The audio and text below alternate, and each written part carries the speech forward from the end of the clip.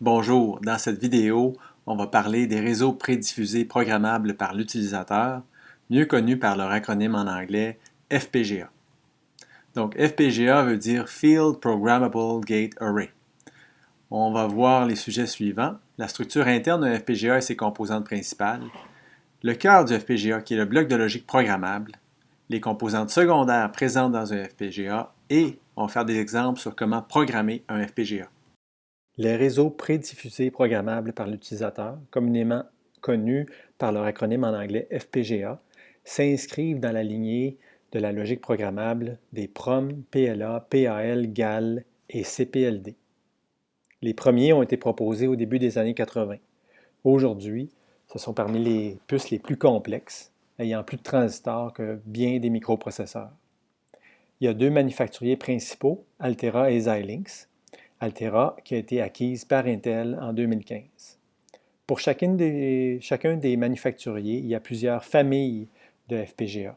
Par exemple, pour la compagnie Xilinx, on retrouve les Virtex, les Spartan et les Artix, etc. Pour utiliser un FPGA, bien, il faut le relier à différentes composantes par des connexions électriques.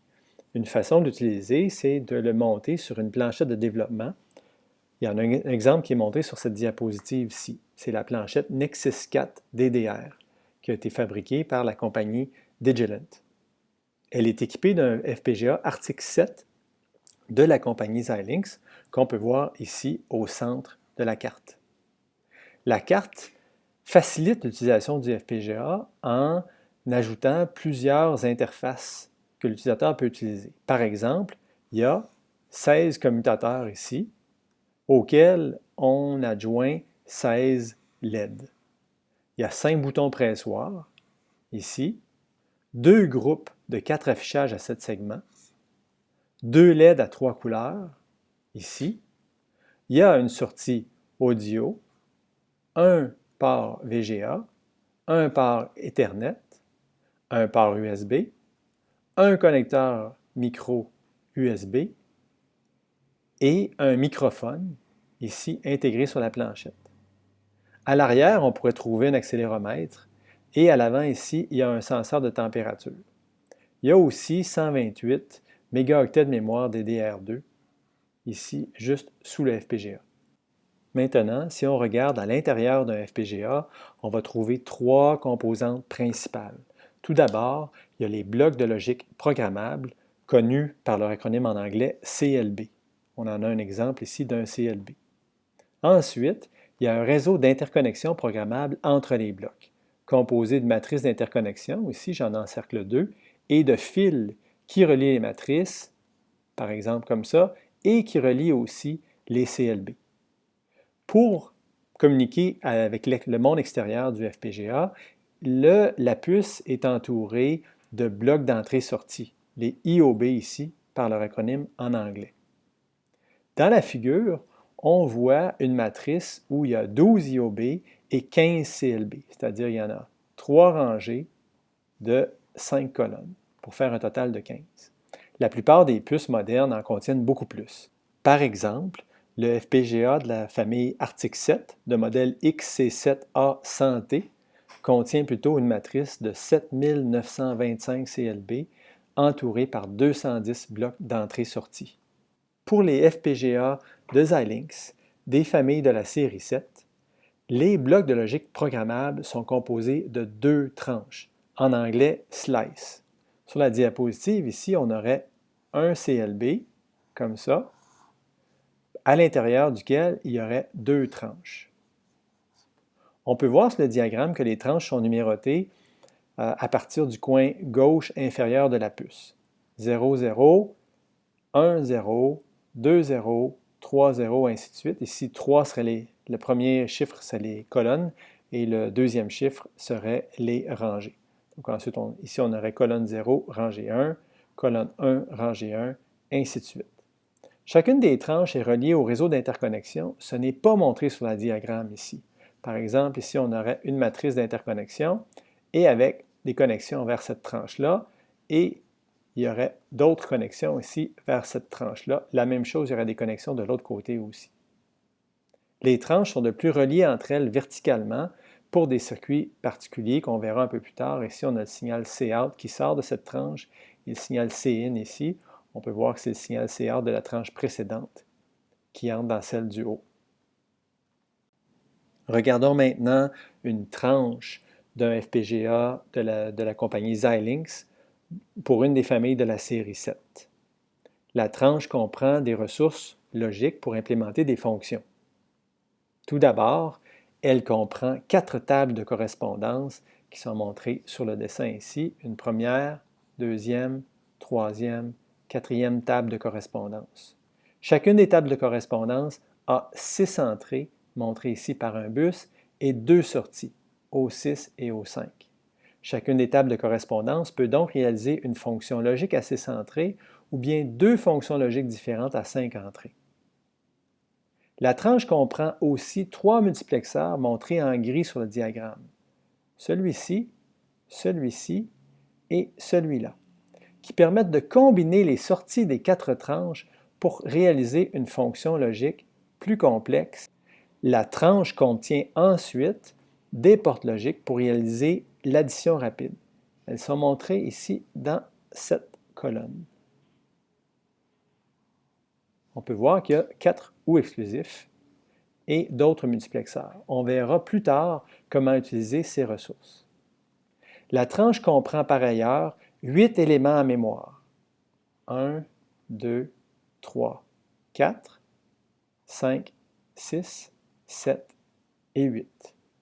Les 4 éléments en mémoire du centre sont toujours des bascules si on les utilise. Les 4 à droite peuvent être programmés soit comme bascule ou comme loquet. Finalement, la tranche contient des multiplexeurs pour router les signaux à l'intérieur. Ils sont montrés dans cette colonne-ci. On peut voir que chacun de ces multiplexeurs-là a différentes entrées et une sortie ici vers l'extérieur ou vers un élément en mémoire. Et puis, en ajoutant ici un bit de programmation, en fait plusieurs bits de programmation, on peut déterminer laquelle des entrées sera routée vers ici l'élément en mémoire ou vers l'extérieur de la tranche. Il existe aussi des tranches de type M qui peuvent en plus implémenter de la mémoire et des registres à décalage. On voit que les tranches sont quand même des circuits assez complexes, mais ils sont aussi très, très puissants. Voici un modèle simplifié d'une tranche. C'est environ l'équivalent d'une tranche du Virtex 2 Pro qui date d'il y a quelques années. Le modèle simplifié va nous aider dans les laboratoires et dans les cours à mieux comprendre ce qui se passe. 2 tables de correspondance sont placées à l'intérieur de cette tranche simplifiée. Une première ici et une deuxième ici. Il y a des multiplexeurs pour router les signaux des tables de correspondance, voici les 5 multiplexeurs, vers les 2 éléments en mémoire, ici un premier et un deuxième. La question fondamentale, c'est comment faire pour implémenter une fonction logique à l'intérieur d'une table de correspondance LUT. Si on prend l'exemple d'une table de correspondance simple à 3 entrées, et la fonction logique qui est montrée sur la diapositive à l'aide de 3 portes logiques. L'approche la plus simple consiste à dresser la table de vérité de la fonction logique ou de son circuit et tout simplement de placer à l'intérieur de la table de correspondance le contenu de la table de vérité. Donc ici, pour une table de correspondance à 3 entrées, on aurait effectivement une petite mémoire de 8 bits. On placerait simplement dans la mémoire de 8 bits les 8 valeurs possibles de la fonction telle que lue par la table de vérité. Alors, en guise d'exemple, on va revenir à notre problème du vote, où on a besoin d'une fonction logique pour déterminer quand au moins 3 de 4 entrées sont égales à 1. Sur la diapositive, on a la spécification, l'équation, la table de vérité et le circuit logique correspondant. Donc le défi ici, c'est d'implémenter cette fonction dans un FPGA. Pour ce faire, on va suivre 3 étapes. La première consiste à choisir les paires d'entrée et de sortie. Donc sur la diapositive, j'ai choisi de placer les entrées A, B, C et D aux entrées d'une première table de correspondance, les entrées G4, G3, G2 et G1. La sortie est choisie ici à la sortie Y de la tranche. La deuxième étape consiste à indiquer quelle connexion établir. Dans ce cas-ci, c'est assez simple. Les connexions des entrées vers la table de correspondance, on n'a rien à faire. Ensuite, on veut router la sortie de la table de correspondance vers la sortie Y, comme ceci. Donc, dans ce cas-ci, on devrait programmer le bit de programmation S1 de façon à ce que le multiplexeur route la sortie de la table de correspondance vers la sortie Y. On ne veut pas utiliser d'éléments en mémoire dans ce cas-ci. La troisième étape consiste à donner le contenu de la table de correspondance. Ici, qui est la table de correspondance G. Donc, ici, on a une table de correspondance à 16 bits. Quoi mettre dans ces 16 bits? Bien, c'est très simple. On prend le contenu de la table de vérité de notre fonction. Ici, il y a 16 valeurs possibles. Et on placerait ces 16 valeurs à l'intérieur de la table de correspondance qui se trouve ici, tout simplement.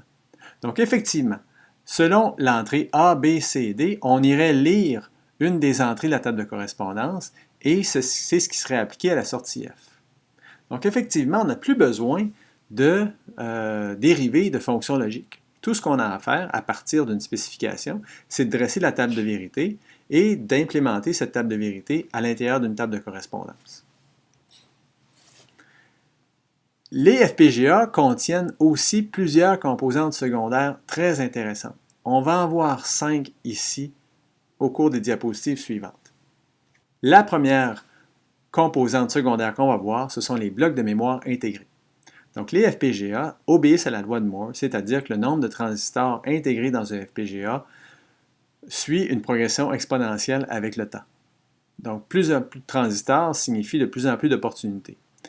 Les manufacturiers, depuis plusieurs années, au lieu d'augmenter le nombre de blocs de logique configurables sur l'FPGA, ajoutent à la place des blocs de mémoire. Ces blocs de mémoire imbriqués sont placés entre des colonnes de blocs de logique configurables. Et l'utilisateur peut ainsi s'en servir pour différentes raisons en faisant la conception d'un circuit numérique. Par exemple, le FPGA utilisé dans les laboratoires contient 60 blocs de 36 kilobits chacun, pour un total de 2160 kilobits de mémoire RAM. La deuxième composante secondaire qu'on discute, ce sont les fonctions arithmétiques avancées.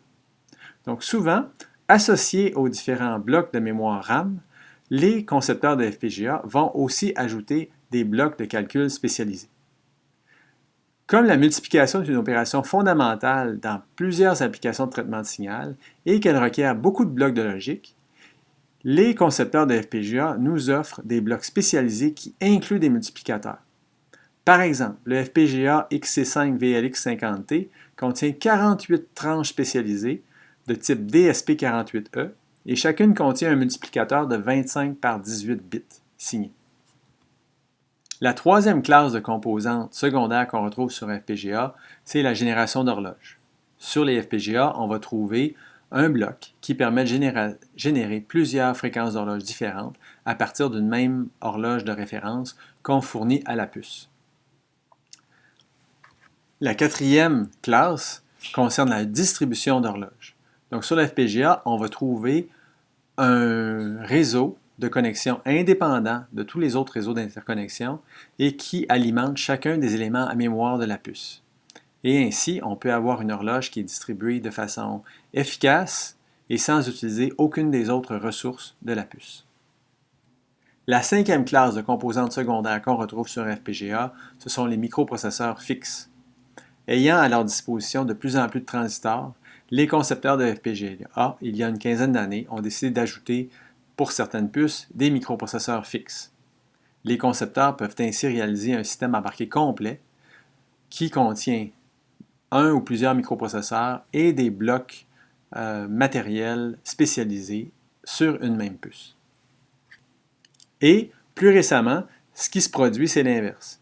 C'est-à-dire que les concepteurs de microprocesseurs incluent sur la puce une région de tissu programmable qui est un FPGA. Ainsi, les concepteurs peuvent programmer sur le tissu programmable des fonctions numérique très performante et permettre ainsi au microprocesseur d'avoir accès à ces fonctions performantes telles que nécessaires. Un exemple, c'est la famille de Xilinx, la famille Zinc 7000. La dernière question à se poser pour les FPGA, c'est comment faire pour les programmer. Mais on a vu tantôt qu'il y avait plusieurs composantes programmables à l'intérieur d'une tranche. Il y avait les tables de correspondance, les multiplexeurs permettant de router les signaux et les éléments en mémoire. La technologie utilisée dans la plupart des FPGA est celle de la mémoire RAM statique, ou SRAM. Chaque élément de programmation contient un bit de programmation SRAM. Lors de la programmation de la puce, on programme chacun de ces éléments à mémoire-là sur la puce. Et ainsi, les différents chemins sont ainsi activés pour réaliser les fonctions logiques désirées. Nous allons voir un peu plus tard dans le cours comment cette programmation est effectuée. Ceci conclut cette courte vidéo sur une introduction au FPGA.